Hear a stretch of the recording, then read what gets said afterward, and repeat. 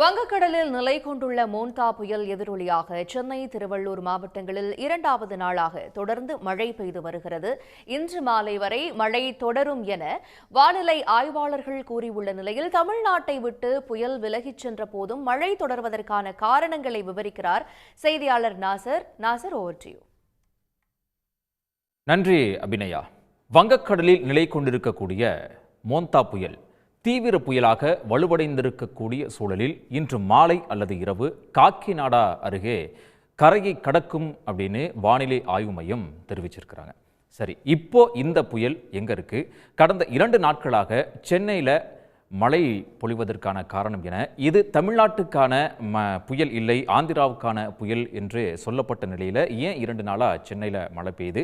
இப்போ இந்த புயல் எங்கே இருக்குது அப்படிங்கிறத நாம் இந்த வரைபடம் மூலமாக பார்த்து விடலாம். தற்போது நமக்கு இருக்கக்கூடிய தகவலின் அடிப்படையில் இந்த புயல் எந்த பகுதியில் இருக்குது அப்படின்னு பார்க்கும்போது மசூலிப்பட்டினத்தில் இருந்து 160 கிலோமீட்டர் தெற்கு தென்கிழக்கிலும், அதே போல் காக்கிநாடா அந்த பகுதியிலிருந்து தற்போது 240 கிலோமீட்டர் தொலைவிலுமே, விசாகப்பட்டினத்திலிருந்து எவ்வளவு கிலோமீட்டர் தொலைவில் இருக்குது அப்படின்னு பார்க்கும்போது 320 கிலோமீட்டர் தொலைவில் இது தற்போது மையம் கொண்டிருக்கு. அதே போல் ஒடிசா மாநிலத்தில் இருக்கக்கூடிய கோபால்பூர் பகுதி, அந்த பகுதியிலிருந்து எவ்வளவு தூரம் கிலோமீட்டர் அப்படின்னு பார்க்கும்போது 530 கிலோமீட்டர் தொலைவில் இந்த புயல் அப்படிங்கிறது மையம் கொண்டிருக்கிறத நாம் பார்க்கிறோம்.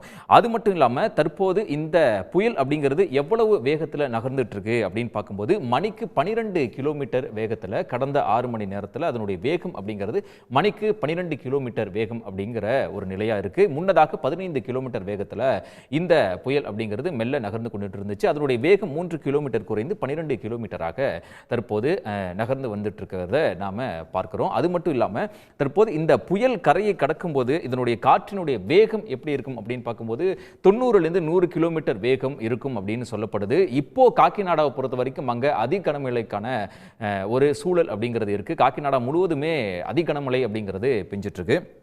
சென்னையை பொறுத்த வரைக்கும் நேற்று காலையில் தான் நமக்கு மழைப்பொழிவு அப்படிங்கிறது ஆரம்பமாச்சு. அதாவது 25ஆம் தேதி இந்த டிப்ரெஷன் அப்படிங்கிறது வங்கக்கடலில் உருவாகுது. அது 26ஆம் தேதி டீப் டிப்ரெஷனாக கன்வெர்ட் ஆகுது. அடுத்தது 26ஆம் தேதி புயலாக அது வலுப்பெறுது.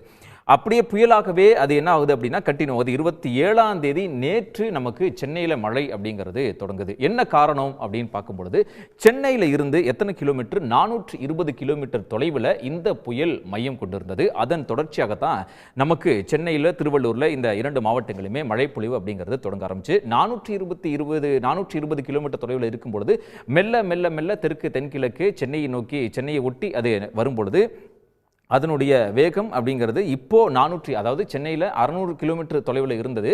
அதுக்கு அடுத்தபடியாக நேற்று இரவு என்ன ஆகுது அப்படின்னா 420 கிலோமீட்டராக அது நெருங்க ஆரம்பிக்குது. அதன் தொடர்ச்சியாக தான் நேற்று இரவு முதலே சென்னை புறநகர் மாவட்டங்களெல்லாம் விடிய விடிய கனமழை அப்படிங்கிறத நாம் எதிர்பார்த்தோம்.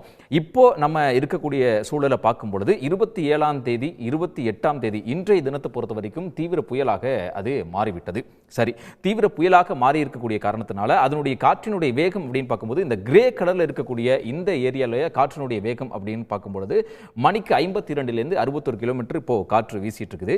இது அந்த காக்கிநாடா பகுதியை நெருங்கும் பொழுது இந்த காற்றினுடைய வேகம் எப்படி இருக்கும் அப்படின்னு கணிக்கும் பொழுது 90லிருந்து 117 கிலோமீட்டர், அதாவது 90 to 100 கிலோமீட்டர் சொல்லியிருக்கிறாங்க. இடையிடையே 110 கிலோமீட்டர் வேகத்திலுமே காற்று வீசுவதற்கான வாய்ப்புகள் இருப்பதாக வானிலை ஆய்வு மையம் தெரிவிச்சிருக்கிறாங்க. சென்னை மற்றும் திருவள்ளூரில் இந்த 620 கிலோமீட்டர்லேருந்து 400 கிலோமீட்டர் நெருங்கும் பொழுது இந்த 2 மாவட்டங்களிலுமே கனமழை அப்படிங்கிறது விடிய விடிய நமக்கு பெய்ய தொடங்கியிருக்கிறது. சரி, இந்த இப்போ புயல் சென்னையிலிருந்து கொஞ்சம் தள்ளி மேலே போயிடுச்சு. அதாவது மசூலிப்பட்டினத்திலிருந்து 160 கிலோமீட்டர் தொலைவில் இருக்குது. இருந்தாலும் ஏன் மழைப்பொழிவு இல்லை, குறையலை அப்படின்னு பார்க்கும்பொழுது படிப்படியாக மழை குறைவதற்கான வாய்ப்புகள் இருக்குது அப்படிங்கிறத வானிலை ஆய்வு மையம் நமக்கு தெரிவிச்சிருக்கிறாங்க. இன்று மாலைக்குள் புயல் கரையை கடக்கக்கூடிய நேரத்தில் படிப்படியாக இந்த மழைப்பொழிவு அப்படிங்கிறது குறைவதற்கான வாய்ப்புகள் அதிகமாகவே காணப்படுது. சரி, இப்போ இருக்கக்கூடிய மழை நிலவரம் என்ன அப்படின்னு பார்க்கும்பொழுது நம்ம இந்த மேப்பில் பார்க்கலாம்.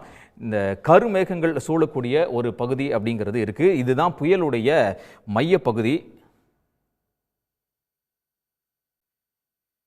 இந்த புயலினுடைய மையப்பகுதி எந்த பகுதியை நோக்கி நம்ம சென்று கொண்டிருக்கு அப்படிங்கிறத பார்க்கலாம். அதாவது விசாகப்பட்டினத்துக்கும் மசூலிப்பட்டினத்துக்கும் மசூலிப்பட்டினம் விசாகப்பட்டினத்துக்கும் இடையே தான் புயல் கரையை கடக்கிறது அப்படிங்கிறதுனால காக்கிநாடாக்கு அருகே கடக்கக்கூடிய சூழலில் இந்த மையப்பகுதி சுற்றி மழைப்பொழிவு அப்படிங்கிறது, குறிப்பாக காக்கிநாடா பகுதியில் மழைப்பொழிவு அப்படிங்கிறது அதிக அளவில் இருக்கிறத நம்மளால் பார்க்க முடியுது.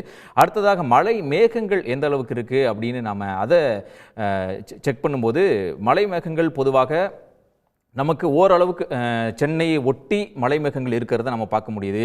இது எப்போ படிப்படியாக குறையும் அப்படின்னு பார்க்கும்போது இன்று மாலை புயல் கரையை கடக்கும் பொழுது இந்த மழை பொழிவு அப்படிங்கிறது குறைவதற்கான வாய்ப்புகள் நாம் ஏற்கனவே சொன்ன மாதிரி அதிக அளவில் இருக்குது. இப்போ காற்றினுடைய வேகம் நம்ம கணக்கிடும் பொழுது எந்த பகுதியில் அதிகமாக இருக்கும் அப்படிங்கும்போது காக்கிநாடாவை ஒட்டின பகுதிகளில் இந்த காற்றினுடைய வேகம் அப்படிங்கிறது 90 முதல் 100 கிலோமீட்டர் வேகத்திலும் இடையிடையே 110 கிலோமீட்டர் வேகத்திலும் காற்று அதிகமாக வீசக்கூடும். காக்கிநாடாவில் தற்போது கனமழை அதிகனமழை என்பது பெய்து கொண்டிருக்கிறது. இந்த 2 நாட்களாக தமிழகத்தில் குறிப்பாக சென்னை திருவள்ளூர் மாவட்டங்களில் மழை பொழிவதற்கான காரணம் என்ன அப்படின்னா அந்த 600 கிலோமீட்டர்லேருந்து 420 கிலோமீட்டர் தொலைவில் புயல் மையம் கொண்டதன் காரணமாக கடந்த 2 நாட்களாக நமக்கு நல்ல மழை பொழிவு கிடைத்திருக்கிறது. இது முழுக்க முழுக்க தமிழ்நாட்டுக்கான புயல் அல்ல, ஆந்திராவுக்கான புயல்.